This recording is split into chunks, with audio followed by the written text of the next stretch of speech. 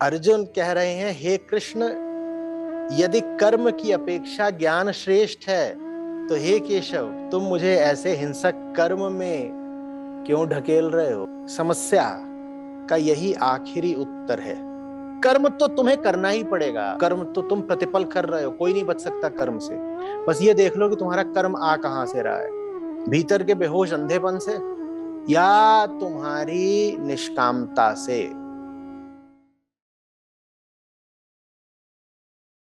इसमें विज्ञान कृष्ण जी ने कहा है कि मैं विज्ञान सहित ज्ञान को बता रहा हूँ। इसमें श्लोक नंबर 2, ये विज्ञान सहित ज्ञान सब विद्याओं का राजा, सब गोपनीयों का राजा, अति पवित्र, अति उत्तम, प्रत्यक्ष फल वाला, धर्मयुक्त, साधन करने में बड़ा सुगम और अविनाशी है। तो अगले श्लोकों में उन्होंने विज्ञान की चर्चा की है कि जैसे अभी श्लोक में आपने बताया कि मैं उसमें हूँ, बर्फ़ पानी में है जैसे। और फिर कुछ अगले श्लोकों में विज्ञान कर्म, भूतों के कर्मों के अनुसार उसे रचा जा रहा है, कैसे रचा जा रहा है। तो एक साइंस बताई है कैसे ये सारा प्रकृति में चल रहा है। लेकिन इसका मुझे मतलब इस साइंस का, इस विज्ञान का आज के दिन में मैं इसको कैसे इसे लाभ ले सकता हूँ जो कृष्ण बता रहे हैं? अध्यात्म की भाषा में विज्ञान का वो अर्थ नहीं होता जिसको आप साइंस में अनुवादित कर सकें। अगर आप उपनिषदों के पास जाएंगे तो वो मन के कोशों की बात करते हैं। तो उनमें अन्नमय कोश, प्राणमय कोश, फिर मनोमय कोश, फिर विज्ञानमय कोश आता है। विज्ञानमय कोश से तात्पर्य होता है किसी तरीके का बंधा हुआ, सधा हुआ ज्ञान,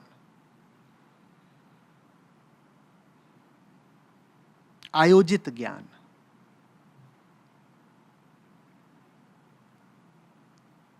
विज्ञान से अर्थ आप साइंस से मत ले लीजिएगा।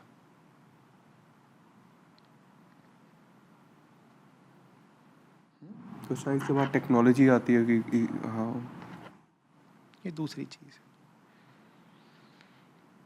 ज्ञान ही जब और व्यवस्थित हो, आयोजित हो, तो अध्यात्म की भाषा में वो विज्ञान हो गया।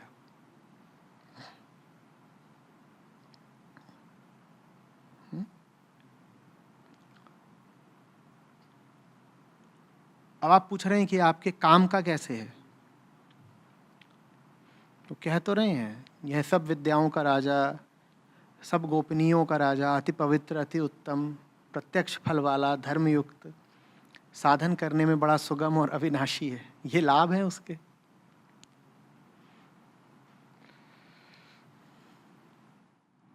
मात्र इसी ज्ञान की नॉलेज, इसी नॉलेज से नहीं, मात्र इसी नॉलेज से नहीं।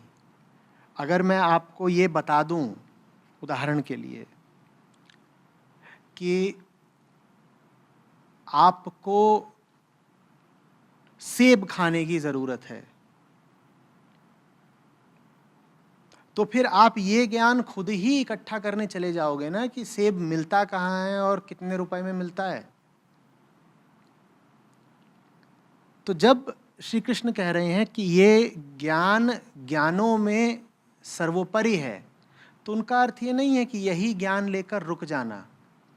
उनका अर्थ है कि जिसको आध्यात्मिक ज्ञान मिल गया वो फिर ये भली भांति समझ जाता है कि ज्ञान भी कौन सा हासिल करने लायक है। नहीं समझे बात को?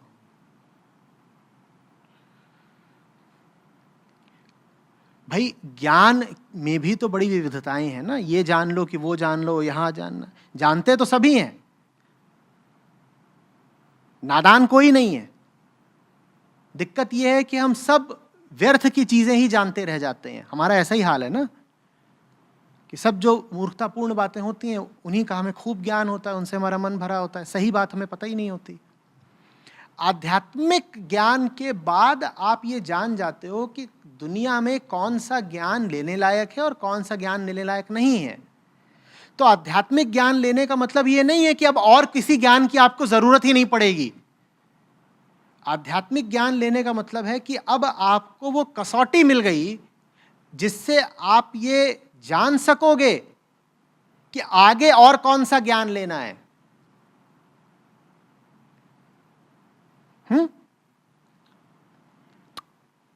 समझ रहे हो बात को?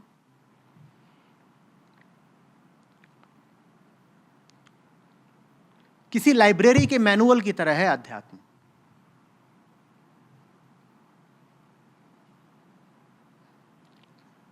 आजकल जिस तरह के पुस्तकालय होते हैं उनमें किस तादाद में किताबें होती हैं?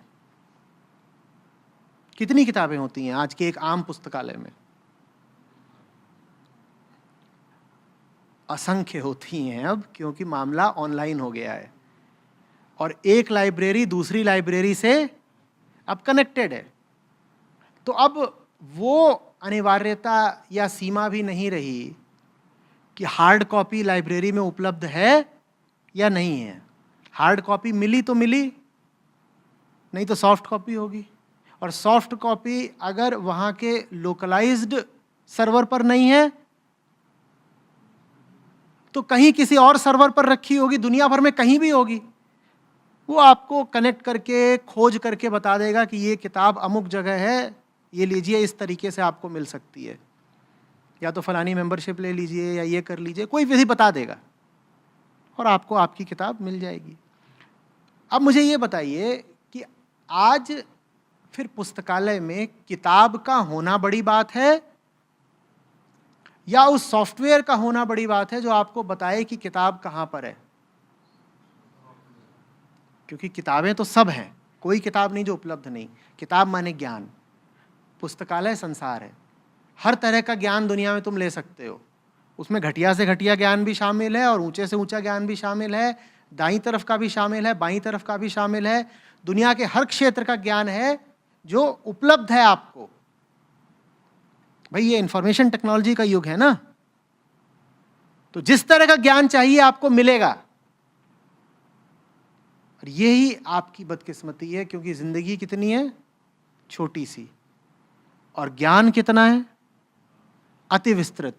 तुम पूरी जिंदगी भी ज्ञान लेते रह जाओ तो भी दुनिया भर का ज्ञान ले सकते हो क्या? इसलिए अध्यात्म की आज और ज्यादा जरूरत है, ताकि तुम्हें यह पता लग सके कि कौन सा ज्ञान लेने लायक है और कौन सा ज्ञान लेने लायक नहीं है। व्यर्थ का ज्ञान ही बंधन बनता है। शिव सूत्र याद है ना? ज्ञानम बंध। बंधन और थोड़ी कुछ है, तुमने बेकार का ज्ञान इकट्ठा कर लिया, यही बंधन है। अध्यात्म इसीलिए जरूरी है कि ज्ञान इकट्ठा करने से पहले तुम ये जान पाओ कि कौन सा ज्ञान ले और कौन से ज्ञान की तरफ देखें भी नहीं।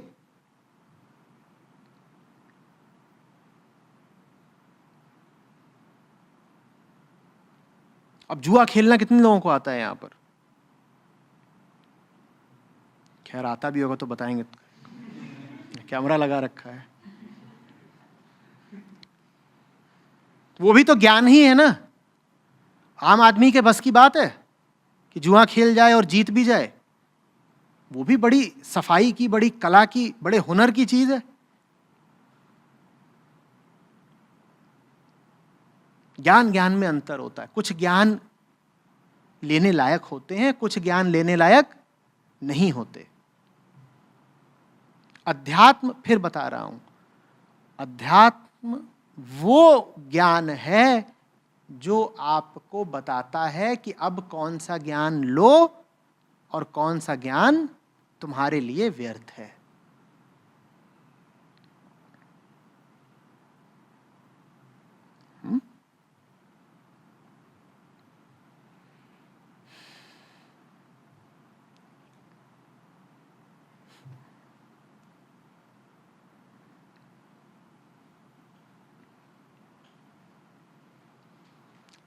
आदमी को जिन जगहों पर बड़ी दुविधा होती है उनमें से एक जगह यही है, पुस्तकालय या पुस्तकों की दुकान, बड़ी दुकान। आप वहाँ कभी जाइएगा और लोगों को टहलते हुए देखिएगा,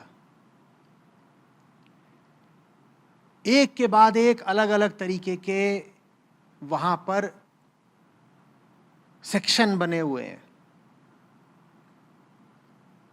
और एक विभाग का दूसरे विभाग से कोई लेना देना नहीं, पर हैं सब। मैं जब जाया करता था तो देखता था।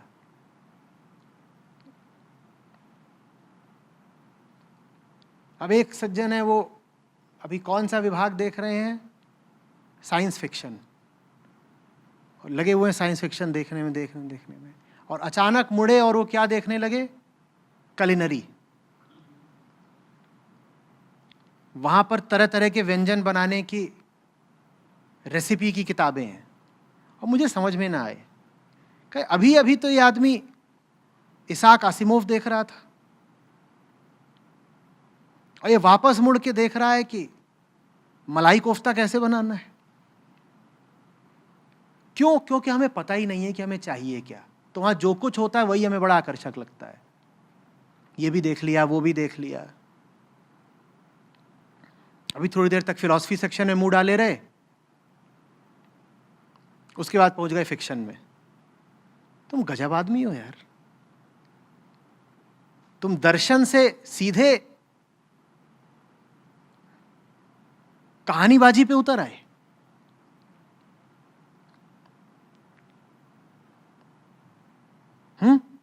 उन्हीं में एक विभाग आजकल होता है relationships, 7 tricks to save your marriage, इस तरह से।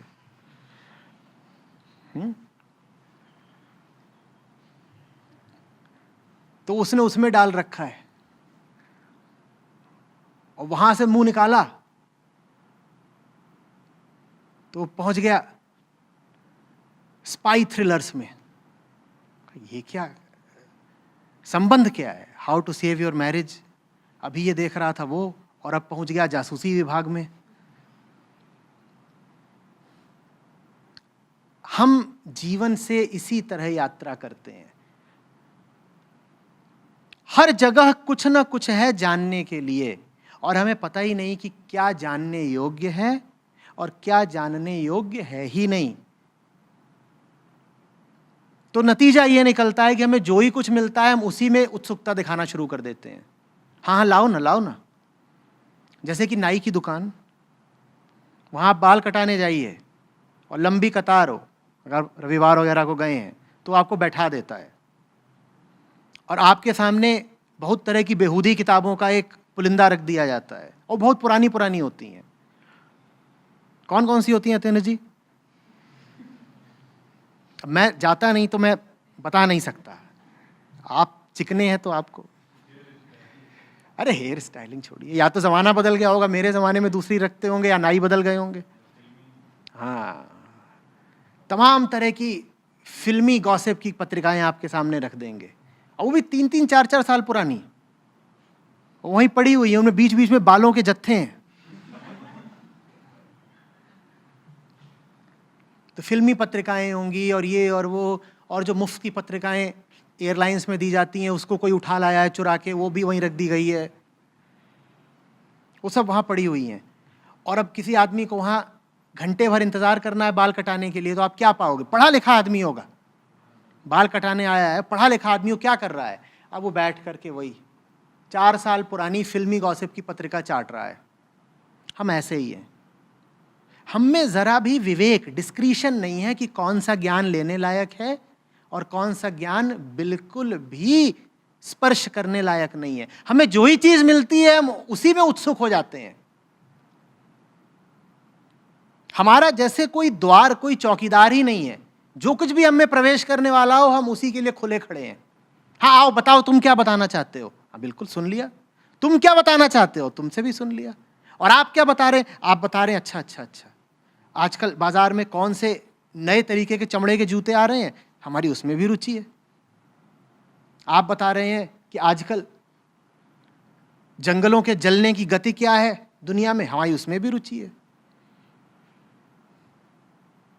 आप कुछ और बता रहे हैं, टायरों का नया ब्रांड कौन सा उतरा है बाजार में, हमारी उसमें भी रुचि है। आप बता रहे हैं कौन सी टेलीविजन सीरियल में कौन सी नई तारिका आने वाली है, हमारी उसमें भी रुचि है। और ये सब जो हम अपने भीतर जाने देते हैं, वही भीतर का कचरा, मल, दूषण बन जाता है। ये बड़ी से बड़ी दुर्बलता और बड़े से बड़ा पाप है कि आपके कान हमेशा खुले हुए हैं कुछ भी सुनने के लिए। आप सोचते हो जो आप सुन रहे हो वो आपको ताकत देगा, यही कहते हैं ना, नॉलेज इज पावर। आप सोचते हो कि और सुन लो और सुन लो, जो कुछ भी सुन रहे हो उससे कुछ लाभ ही होगा। सच ये है कि आपके जीवन की जितनी दुर्बलताएं हैं वो आपके द्वारा इकट्ठा किए गए व्यर्थ ज्ञान के कारण ही हैं। जिस ज्ञान पर कान नहीं धरना चाहिए था, आपने उस ज्ञान को बिल्कुल मन के केंद्र पर जगह दे दी।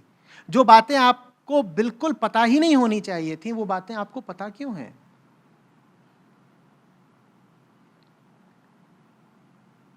आवश्यकता क्या है?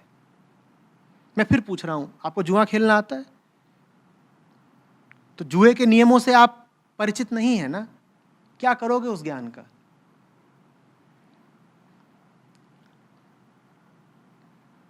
आपका बेटा IIT JEE की तैयारी कर रहा है, अगर वो कहे कि पापा मुझे पता ही नहीं है कि आजकल टीवी में कौन से सीरियल चल रहे हैं, तो आप उसको डांट दोगे कि बड़ा मूढ़, बड़ा अज्ञानी है तू? डांटोगे क्या, या खुश हो जाओगे? खुश हो जाओगे ना, क्योंकि ये ज्ञान लेने लायक नहीं है। तो भली बात बेटा कि तुझे इस चीज का ज्ञान नहीं है, ज्ञान होना भी नहीं चाहिए।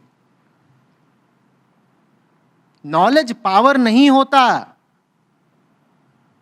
दुनिया को लगता है नॉलेज इज पावर। तात्विक दृष्टि से देखिए तो only right knowledge is power, wrong knowledge is bondage, wrong knowledge is great weakness.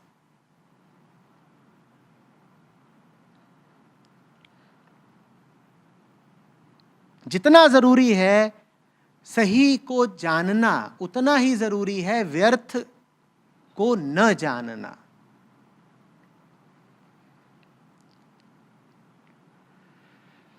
कमजोर से कमजोर आदमी वो है जिसकी व्यर्थ में उत्सुकता है। इसलिए कृष्ण यहां पर कह रहे हैं, आरंभ में ही, अध्याय के बिल्कुल आरंभ में ही कह रहे हैं कि जिसने ये ज्ञान ले लिया उसको अब ज्ञानों का ज्ञान मिल गया, उसको उच्चतम ज्ञान मिल गया। क्योंकि ये ज्ञान लेने के बाद अब वो व्यक्ति व्यर्थ का ज्ञान लेगा ही नहीं, अब आगे वो वही ज्ञान ग्रहण करेगा जो मुक्ति की दिशा में उपयोगी, फलदायी होगा। बाकी सब बातों को वो